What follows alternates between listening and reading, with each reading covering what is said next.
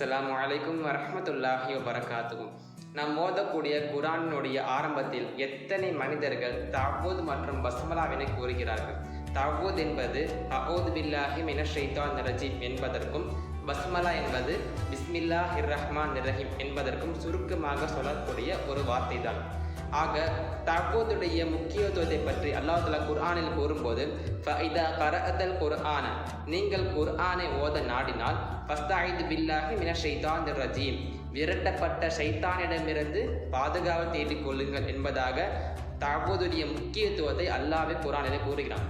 அது மட்டுமல்லாமல் பஸ்மலாவினுடைய முக்கியத்துவத்தை பற்றி கிதாபுகளில் கூறும்போது, மூசா அலைஹிஸ்ஸலாம் அல்லாஹ்விடத்தில் ஒரு கேள்வி கேட்பார்கள். என்னவென்றால், இவ்வளவு கொடிய ஆட்சி செய்யக்கூடிய ஃபிரௌனை ஏன் இன்னும் நீ அழிக்காமல் உயிரோடு வைத்திருக்கிறாய் என்பதாக கேட்கும்போது, அதற்கு அல்லாஹ் பதில் சொல்லும்போது, நானும் அவனை அழிக்க வேண்டும் என்பதாக பல முறை சிந்தித்துள்ளேன். ஆனால் அவனுடைய கோட்டையினுடைய வாசலில் என்னுடைய வசனமான பஸ்மலாவை பதித்து வைத்திருக்கிறான். அதன் காரணமாக தான் அவனை நான் இன்னும் அழிக்காமலே வைத்திருக்கிறேன். நாம் சிந்தித்து பார்க்க வேண்டும். ஒரு எதிரியவே, இஸ்லாத்தினுடைய எதிரியவே இந்த பஸ்மலா காப்பாற்றுகிறது என்று சொன்னால், முஃமின்களாக ஆகிய நம்மை காப்பாற்றாதா என்பதை நாம் நன்றாக சிந்தித்து பார்த்து இதனை தொடர்படியாக ஓதுவதற்கும் நாம் முயற்சி செய்ய வேண்டும். இன்ஷா அல்லாஹ். அஸ்ஸலாமு அலைக்கும் வரஹ்மத்துல்லாஹி வபரகாத்துஹு.